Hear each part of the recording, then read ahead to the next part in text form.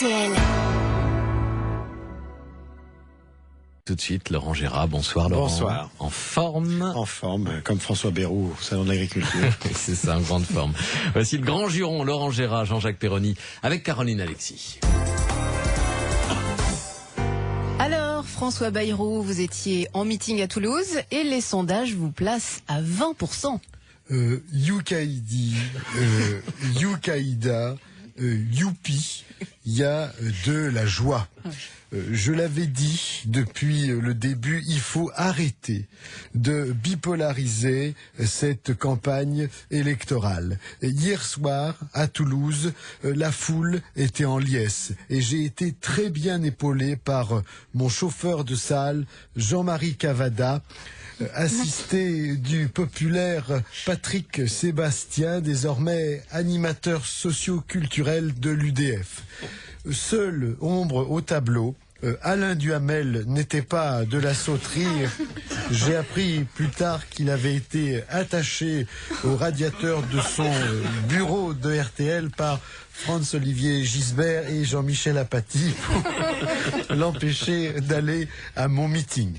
Mais comme vous l'avez dit, Jean-Marie Cavada avait chauffé la salle. Nous l'écoutons.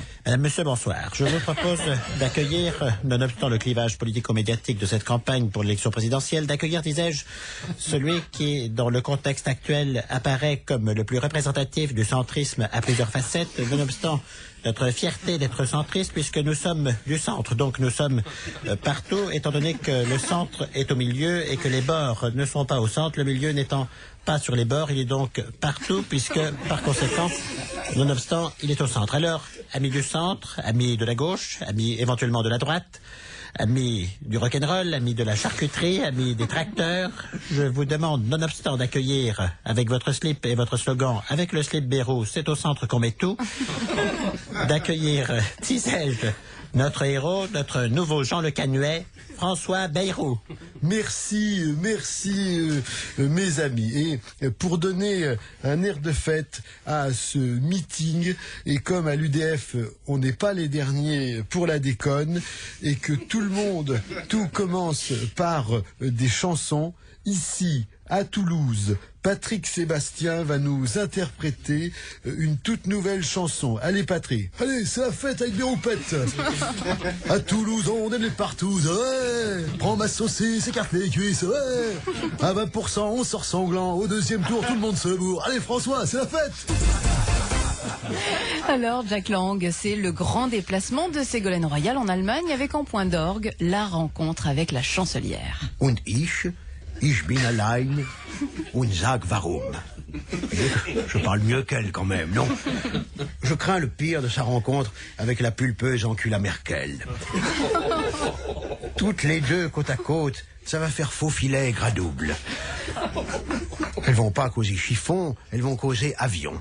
Et j'espère qu'elle sera à la hauteur dans son herbusitude. En tant que conseiller spécial de la candidate, j'ai été obligé de corriger la première mouture de son discours dans lequel l'ingénu Poitevin déclarait en conclusion « C'est nous qu'on a gagné la guerre contre les Boches. C'est nous qu'on a le droit de construire l'avion. » Je ne crois pas que, d'un point de vue diplomatique et industriel, la démonstration eût été probante. La question que l'on se pose de plus en plus dans les médias, Chirac se représentera-t-il? Le président prévoyant avait déjà enregistré 2 discours. Le premier, il ne se présente pas. Mes chers cons, mes chers patriotes, mes chers compatriotes, j'ai décidé de ne pas me présenter parce que j'en ai marre. Marre de ce pays à la con. Je m'étais entouré de personnes compétentes. Alain Juppé, le meilleur d'entre nous. Puis Jean-Pierre Raffarin, un gars attachant, polichinelle, qui n'a pas été compris.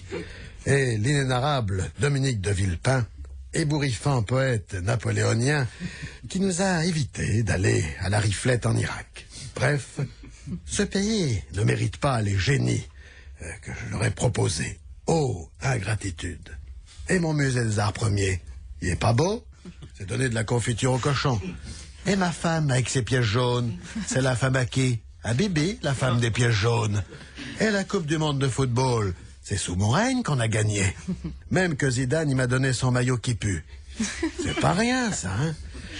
Mais voyez-vous, les Français n'ont pas de mémoire. C'est pour ça que j'ai décidé de me retirer de la vie politique afin de me consacrer à des petits plaisirs simples. Jardinage, concours de belote en Corrèze, et me gratter les couilles devant Michel Drucker chaque dimanche, la Corona à la main. Alors vive la République, vive la France, vive ma retraite et bon courage.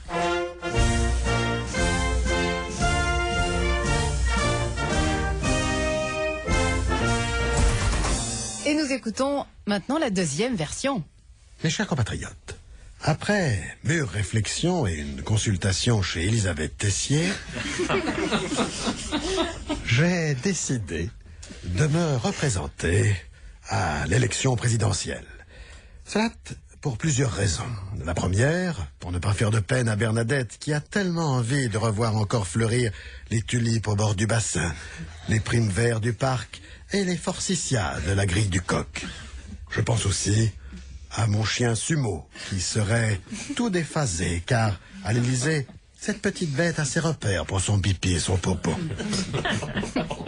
Deuxième raison, j'ai décidé de me présenter pour faire chier le monde, foutre le bousin dans cette droite de merde, et pour claquer le beignet au nabot de Neuilly qui se croit déjà dans mon bureau. Et puis j'ai pas envie de me faire chier toute l'année au château de Bitty à me gratter les couilles le dimanche devant Michel Drucker et une Corona à la main. Vive la République, vive la France, vive moi.